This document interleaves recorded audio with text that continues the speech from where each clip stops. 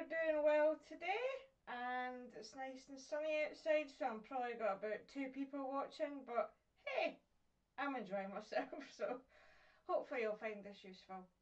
As always, word of the day today is tyrannous. So it means to use power or authority in an unfair and cruel way.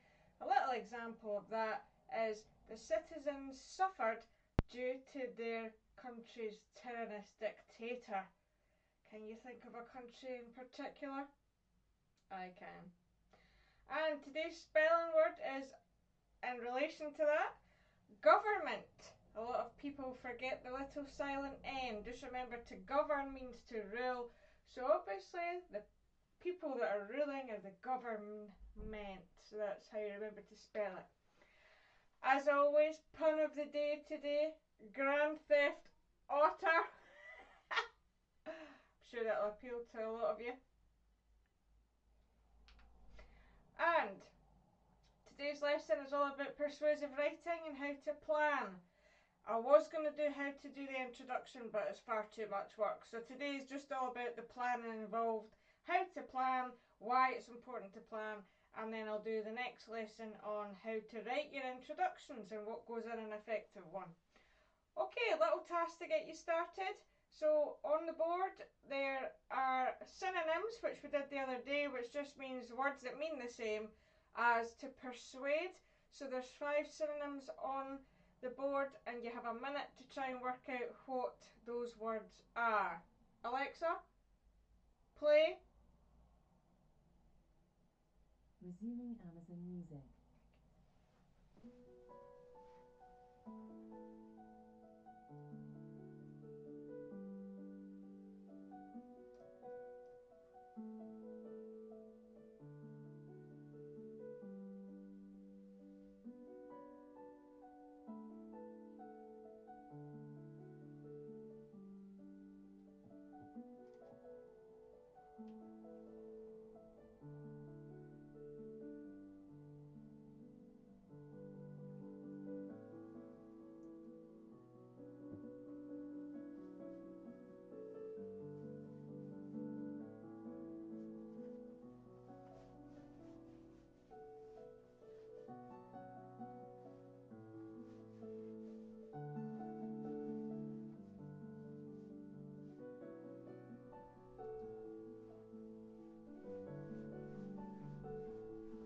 Alexa, stop.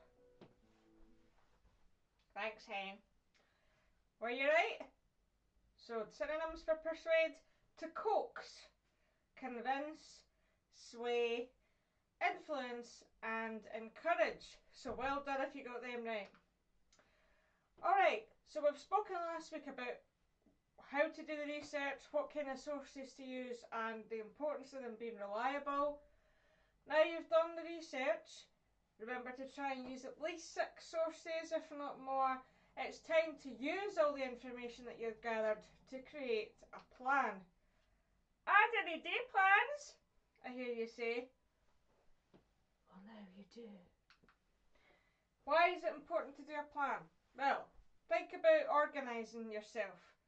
So if you're a person that always forgets their homework, mitigate it. Or if you're trying to write a shopping list, organise a birthday party. Think about planning a wedding, or you have to say an important speech. You would plan for those. You wouldn't just get up on the stage and start talking and pretend and hope that everybody will be interested. So you would organise and structure that, plan in advance, and it's the same with this piece of writing. You can't just expect to get an empty screen in front of you or an empty piece of paper and know what you're going to say. So it's all about the planning. It's an essential part of writing a persuasive or discursive essay. You can't get away with not doing it, I'm afraid. So this is going to be all about how to do it, why you're doing it. So the reason it's so important is that unlike other pieces of writing, like personal reflective writing or creative, I used to write short stories and sometimes I wouldn't know where the story was going to go. But with this piece of writing, you should know in advance where it's going to go. You should have a plan for each paragraph so that it's organised very carefully. Again, if you can't do a plan, it's probably because you've not done enough research, so go back, have another look at the topic and get some more sources, more facts. Once you've done that, that's the starting point for creating your plan, and then you're going to use your research, all the notes that you've taken, to organise your ideas. So how do you create the plan? Well, like I said, you should have enough research done that you'll have 5 key points. Give me 5. High five! I like the number 5. So you should have enough information to come up with 5 points. And each one of those will be slightly different from each other, and they'll be the basis of your 5 paragraphs. And that's an average amount. Some of you will write less than that and have detailed plans, paragraphs. Some of you will write more. But 5 is kind of the sort of ballpark where I ask kids to structure. So this is a wee example of what to do. This is an example of a persuasive essay topic. So this person chose to write about the dangers of energy drinks for young people because they turn you into monsters. What research have I done? So for a topic like energy drinks, I've read several online newspaper articles. I've gone onto the NHS website to get opinions and statements from doctors on the harm that they can cause. I've looked at teachers' blogs and things, or what they've been arguing in articles, to see the impact in the classroom on behaviour and concentration, that sort of thing. I've also watched a couple of documentaries. I saw them on YouTube. I found a couple of documentaries that had been on. I watched those and I noted down facts or examples of kids that had serious things happen to them and what came out from those. And I've got my own story. One of my friends actually had 4 cans of energy drink and ended up in hospital. So you can use your own experiences as well. Now that you've done all that research and a variety, you've got a lot of different sources. So you're going to use what you've come up with to try to come up with your own 5 paragraphs. So different things in each one. It's also really important that your essay flows.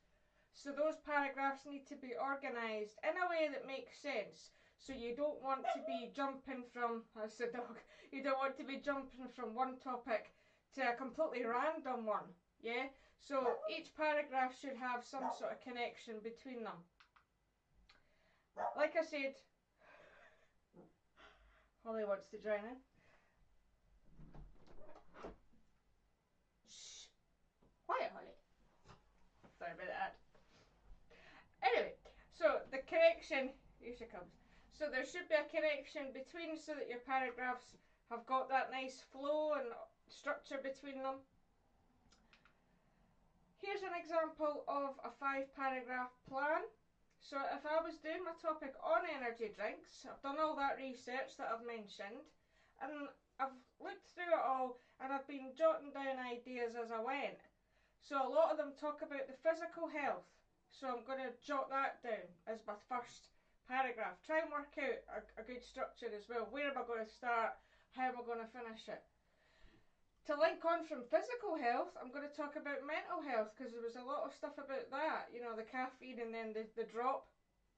Once I looked into mental health, there was quite a lot about addiction to energy drinks. Because they've got so much sugar and caffeine, you do have withdrawals if you have a lot of them.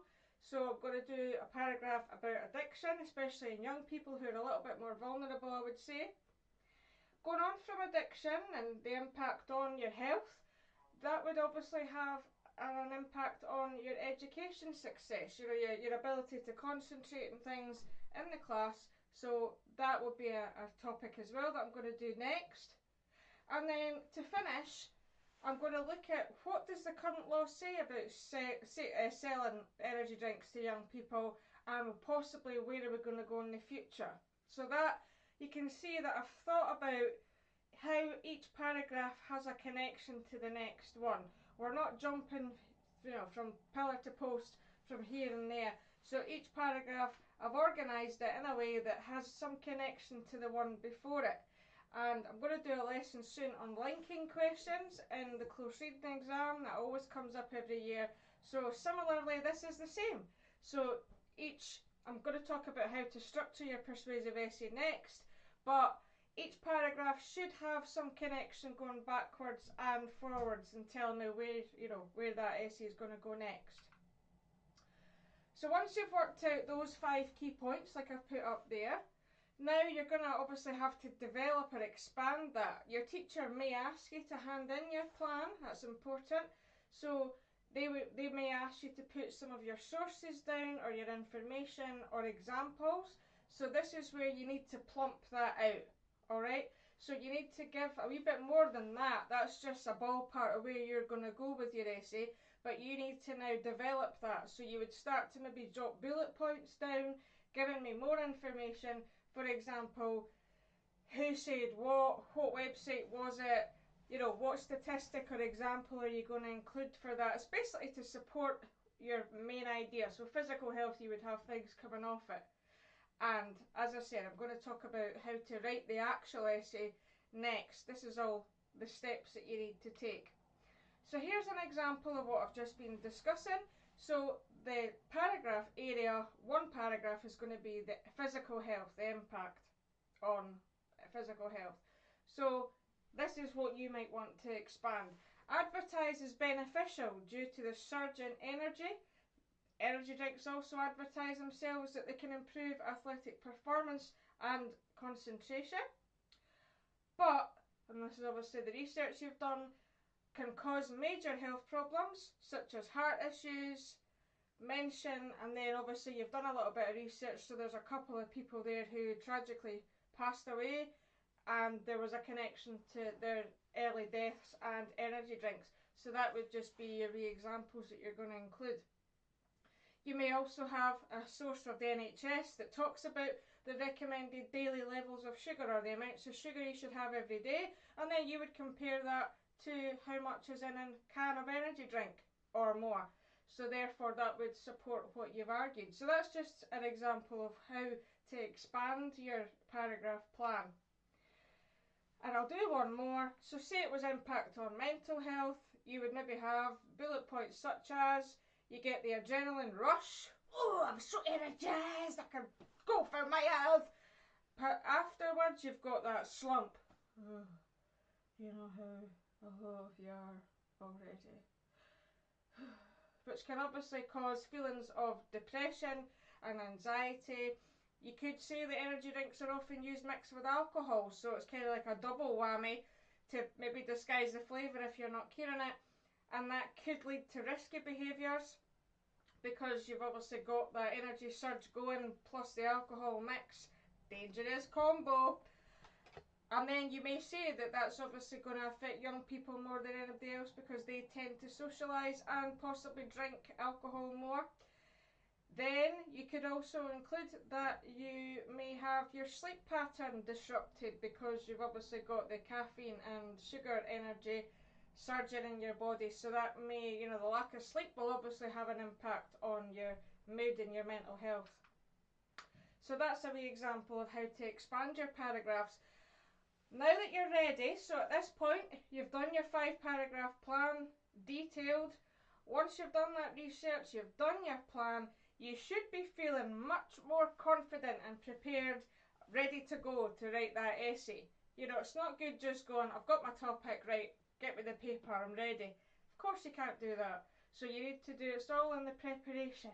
Yes, just like the Boy Scouts. Be prepared. Just the same. And always remember, time spent planning is never wasted. So that time that you take will actually pay off way more later on, because you won't have to keep jumping around trying to find more sources and stuff, or, oh, I've already said that, I'm repeating myself, I wish I'd thought about a plan first. So do it first and it will save you a lot of time in the wrong one, I promise. Tomorrow's lesson is going to be looking at the critical reading exam, in particular the Scottish text, so the sorts of texts that you're going to be studying and what's expected of you in that exam. So I hope you can tune in. As always, please join the Facebook Aim Higher page if you haven't, asked to join the groups. In there, there's some files with some extra work and obviously the PowerPoint presentations if you want to revise them. These are also available on the Aim Higher YouTube channel. Please like and subscribe. If you're not on Facebook, then I have a Google Classroom set up where I'm putting the resources on as well. So there's two classes, one for the BGE kids who are S1 to 3 or obviously younger, and one for seniors, so that's the S4 to 6. There will be material in both that you find useful. And as you know, I'm doing these out of the goodness of my heart. But if you'd like to chuck me a wee pound to say thanks, that's the way to do it, via PayPal. Alright, thanks so much for tuning in. Hope you found it useful, and I'll see you tomorrow. Bye! Alexa, play.